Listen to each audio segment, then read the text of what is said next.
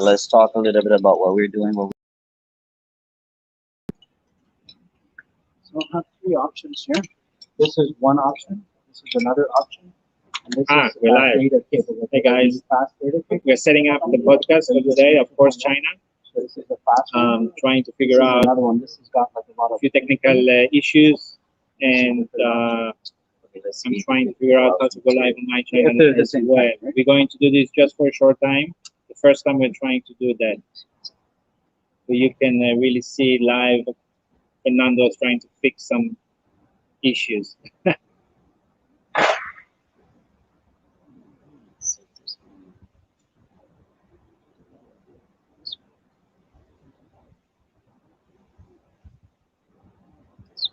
Is it live on Of Course China already? Yeah. Yes. Should be going live on Of Course. So if you are not subscribed to Of Course China yet, go to Of Course China channel and subscribe.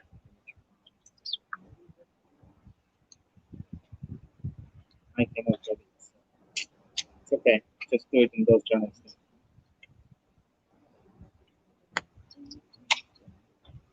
Just tell them what the Streamboard is about. Huh? Talk about what this is about. Today's episode. Yeah, we're here at WebB factory. He's making custom-made heavy-duty tow trucks. Can you see the truck? Can they see the? Can they see the? Well, The little small truck in the background. Yeah. So we're setting up, and we are going to go live. Not live. We're going to record starting very soon. And this episode will be out in another couple of weeks. So you're getting like a sneak peek with this live stream. As you see, we have, I don't know if you see, but we have 3 cameras here. Yeah. And the mics are set up. So we got, this is Zip's camera. Yeah. And our guest. This is the central camera with the nice truck at the back. It froze a little bit. And this is my camera. It froze. Yeah. So we're going to keep it live for a few minutes while we start, so you really see how it's done. This is the real behind the scene. If we stumble with what we say, we start again, you will see that. Which we normally don't do. Normally. But I think today we have more cameras than us. Yeah. All right. But it's gone. I don't know what happened here. No idea.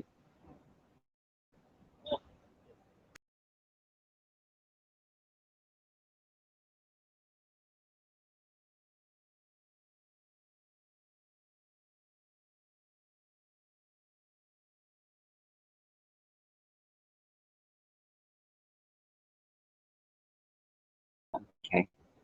Good. Yes, these are American trucks. Yep.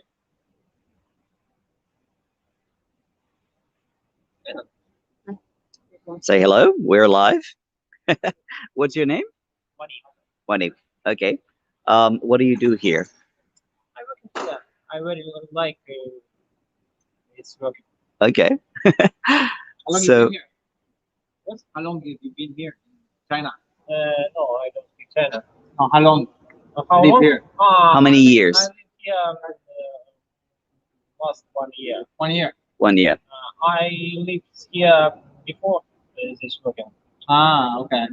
And I work in Guangzhou. Guangzhou. Okay. Now I work in I really like it. You like it? Like, yeah. another one. It's a hobby that is a job too. It's very interesting job. Really. All right. So, Okay, so keep it live, and we do our thing, and yeah, cool. hi. Hi. You change your cable? Hi. Yeah. And it's better? It's better. Yes. Oh, wow. They're real But you good. still shouldn't talk over each other. We have learned our lesson. Yeah, so you can bring it even up a little bit. Yeah, Good. get it bigger. All right. All right, good. So, So we're going to do the usual. I will start. You will say what we're going. So what we're going to talk about. Oh, you lost the power. The sound. Come back.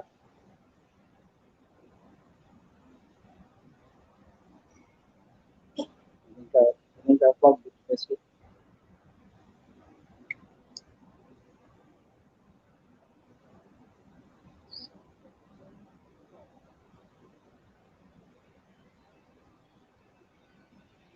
You want to do it with, well, you're doing it with like a computer power, Yeah, that's computer power. So USB. like I have on like the Mac, same with the USB-C. Yes, Put it this way. it's not on. I think you went first.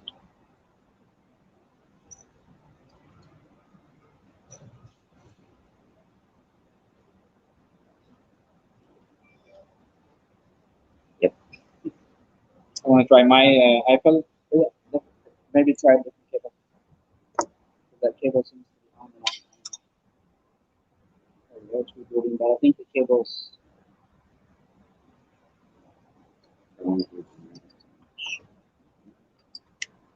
Yeah, the moment I touch it, The cable. it's the cable. Cable's fine. Okay, try this. let's see. I think if I keep it like this,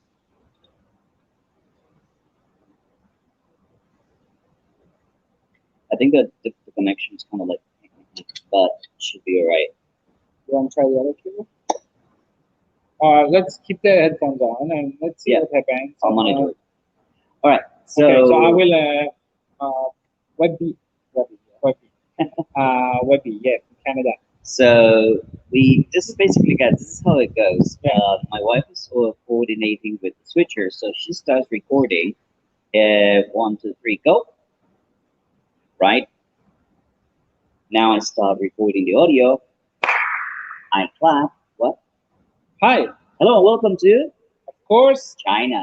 Today we're here in a very impressive factory in Dongguan, where Webby from Canada makes custom-made heavy-duty tow trucks that he sent back to North America and around the world.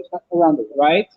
It's really nice around. I think we have one of the best backgrounds we've ever had for the podcast. What we're going to talk about today? Well, we're going to talk about, well, your experience coming to China. Why did you start this shop, and also why you are leaving Dongguan? That's something that I found very interesting because, well, it's important for people to hear why people are moving around to other places in China. Right, like moving to a bigger place, moving between cities, moving a factory. It's an Growing. interesting thing. You said it's going to be how much larger?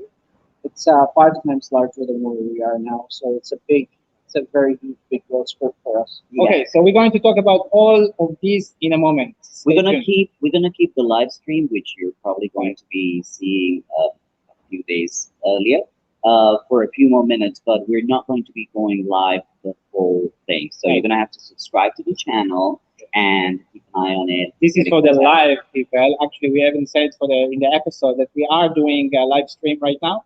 For the first time, we're trying it, and yeah. So if you see us talking about it, other people watching live. All right. Okay, cool, perfect. So let's get started with our show. Okay, let's see. Tell us a little bit about your story before coming to China. Well, I grew up in a very small town outside Ottawa. Population was about 2,500 people, so it's a really rural farming community. And everybody had to repair everything. Everybody on the farm breaks and fix it.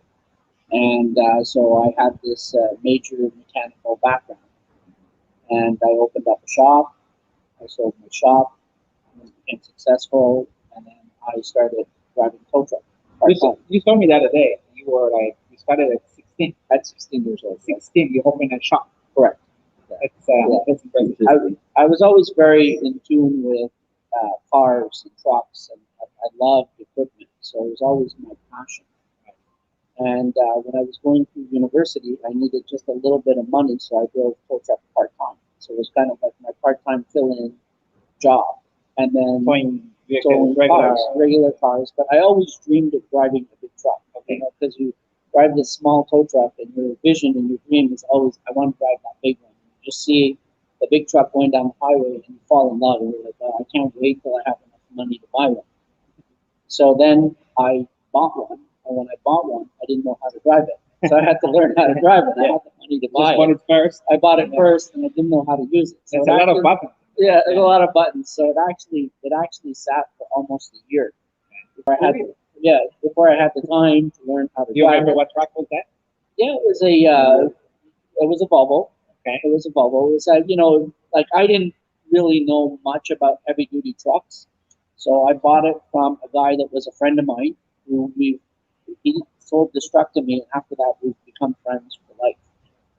So it's like a really big history. This friend of mine, we're still in communication because I remember the first day we went to go pick up the truck, and he was the salesman from the truck dealership, and he hands me the keys. He goes, "Congratulations on your truck." I'm like, "You got to drive it back." And he's like, "I don't know how to drive it," and I'm like, "I have a license, but I've never driven one." So we're kind of looking at each other, deciding who's going to drive it back. How do you get a license to drive a truck without having driven? Well, I took the course. So I took the course, but I didn't have the on-road practical experience. I'd never actually driven one outside the course. How do you get? You said you were really into that, right? Like, was there any influence for you to or it's just personality? You always like cars from a young age. What is it? I think it's a combination of the community that I grew up in, because it's a very rural community. Everybody worked on cars, everybody, and then I had that interest, and the interest peaked because, in community, everybody drove, right? Like I was able to drive a car when I was 10 years old. Right. Not Rural legally, area. not legally. Rural area. Areas, you kind of have to depend on yourself. Mhm. So you got into that. So I got really into it. So then you got your first truck. What happened after that? I got the first truck, and then I just really, really enjoyed it. I loved it. I pursued some additional training through a program, which I really believe they do a really good job on teaching how to drive heavy duty tow trucks. And it's kind of becomes like a brotherhood when you join this training program, and it's called Webmaster, and it teaches you. And originally, when I joined the training program, I went there just simply because I wanted a holiday. It was in a nice little spot. So I'm like, I'll take the course because it's a little vacation for me to get away with the family. And then when I got there and I took the course, I'm like, oh man, I really learned a lot from this course. So I continued my education through that program. And then I learned more and more about heavy duty trucks. And then I decided that I'd love to build one, and that became now my dream. So I own one, but I really wanted to build my own truck. So that was you're still young. I was still young. Yeah, right. In Canada. So so then what? You open a bigger business with more trucks. Well, my towing business grew and grew and grew. The towing business became the largest tow service operator in Eastern Canada. We say the name. Yeah, it's Ottawa Metro Towing, and we're really big. It's a family business, so it just got really big. It's the same. Like the main name is the same, but it's just different. Different thing you do with the metro. It's Yeah. metro tow trucks here. Yes. That one is okay. And so, I did that for a while. Then what happened was the industry actually crashed. The tow truck service crashed. There was a lot of people that came in, and we were going through an economic crisis. So what happens is I opened up some auto parts stores because I couldn't make money doing towing service for you, but I could give you a discount on your auto parts. Very small. So, we kind of combined it, and the trucks would deliver your parts at first, so a customer would call and say, listen, the guy down the street can do it for half the price. And we're like, look, we can't do it. We have overhead, but we'll give you a big discount on your auto parts. And our auto parts business grew. It became phenomenal. It grew to the point where our competitor bought us out. Wow. And that's you're still 20 something? Yeah, Still time. still a young guy. And so then that gave me time and money. pursue my hobbies. And then I originally came to China as a vacation. It's kind of like a vacation trip. And What year was that? that was When you came to China first time? back in 1995. 95. Yeah, so it just kind of just opened up my eyes to China. So then I had the vision of what could be done in China. I didn't really know what to do, but I had the vision of, wow, this is Why China? Why China? Such a- Of course, China. Of course, yeah, but yeah, I mean, Why China? It's a good thing. it was on my bucket list to visit. It was just one of those countries. Just like to travel. Yeah, I like to travel, and it was a country that I'd never been to, and it seemed so exotic that I really wanted to come see China. whereabouts in China did you travel? Well, I came in, I flew into Beijing. Oh, sorry, no, I flew into Shanghai. And then from Shanghai, I didn't really know the geography all that well. So I went from Shanghai to Shenzhen, back to Beijing. So, it was a little bit going back and Zigzagging, forth. yeah. Yeah, it was a zigzagging trip. I traveled all over China. I spent a month traveling China.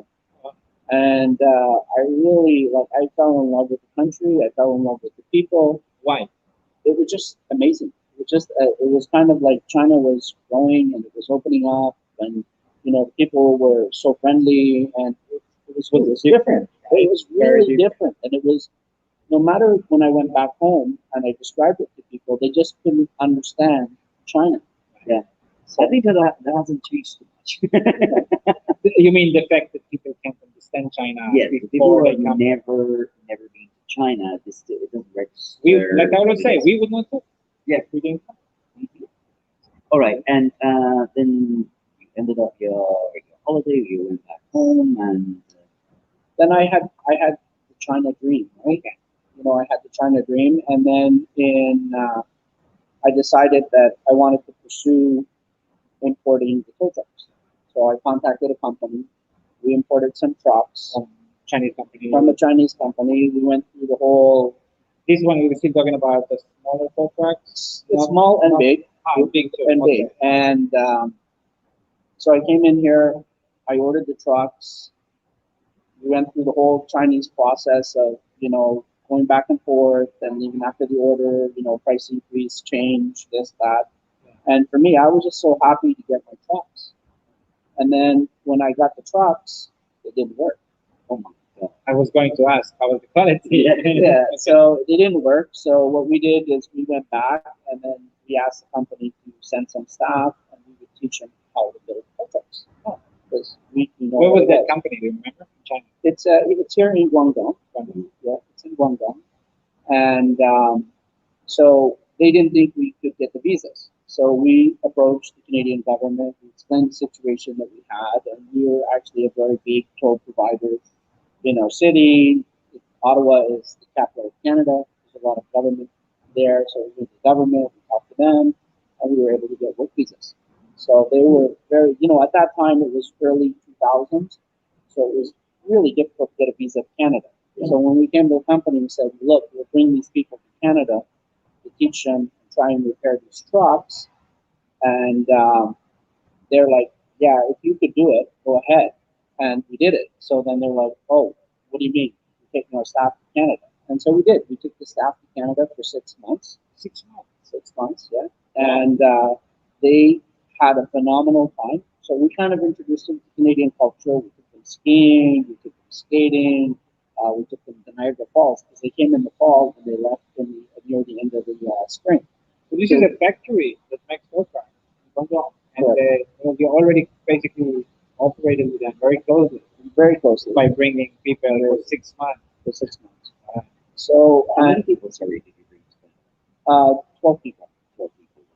Yeah, so it was a big expense. First time for them to go First out time of China. outside of China, right? And at that time was in the early 2000s, right? So leaving China was something incredible for people. It was just not something that just didn't happen, right? What's on your expense? Yeah, we paid all the expenses. Why? What was the goal? Well, we bought. We have a very prestigious towing company, and we bought these trucks. They didn't work, so we had a lot of egg on our face. But we went back to our traditional suppliers who said, you bought from China. See you later. don't bother us. So we kind of got stuck in a jam. So we had to try and make these work. And when you own a fleet, you turn over your trucks every so many years. So we're just like, okay, look, even no matter how bad they are, as long as we can get them to work for a short period of time, we'll just get rid of them after. But what's interesting for me is that instead of saying, "Oh, screw this," and go buy from another country or whatever, people were You stuck with finding, China. yeah, you stuck with China. You're trying to find a way to make this work. Well, I mean, I really enjoyed China. I enjoyed coming to China. For me, it was a pleasure. It was exciting. It was an adventure, right? And it was just like, this is just a hurdle in the road, because my vision was that we could have this really big, long-term cooperation, and I had this dream of building, my own custom tow trucks. So, I was just following my dream and my passion, and the company was just there to facilitate that dream, but they didn't have the knowledge that I wanted. So I'm like, okay, what's the big deal? I'll help you get the knowledge. What was the reaction? Sorry, what was the reaction of the factory itself? Let me tell you. For example, I have a training center. I have a teacher. If somebody else comes and says like, "Oh, bring me your teachers all trained," I'm like, why? I mean, what was their reaction Well, when you told them this? well, they were amazed because they knew their product wasn't very good. Okay. So for them, it was exposure, and they didn't need to pay anything. So so they sent two engineers, they sent a bunch of technicians, so they sent a bunch of different people to learn the process. When you say they didn't work, I mean, it's not like they couldn't Start. right? What do you mean? Well, normally it's just the equipment. So the equipment wouldn't match to our North American chassis, and the hydraulics had issues. Okay. So there was a lot of they were not a functional product that we could put on the road. Standards. And you thought that this could be fixed, but they need to fix it from the root. Correct. Correct. So what we wanted to do is the vision was this is long term. So we want to teach you. Okay, we have a problem here, but we want to teach you how to make it better. Let's make it better. Let's not worry about anything else. We'll make it better, and it doesn't matter what the cost is. Because it's just a learning experience. Long term for you, long term Yes. vision. So this factory, was- did, were they already exporting to other countries? Those trucks? They were just starting to Ah, export. So they were just in the beginning, in the early stages of doing exports. They were selling domestically in China, Right. and they were considered like a very famous brand in China. But the standard between China and North Right. America and the rest of the world is quite different.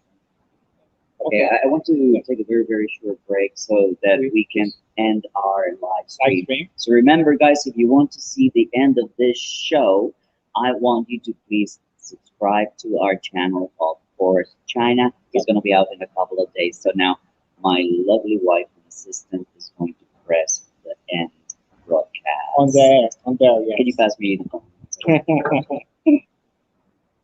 This is the first time we're doing And- this. Give it to me. This is good. And hopefully your friends from back home that's going to subscribe are actually watching well- this. It's All right, so say goodbye Watch the episode. and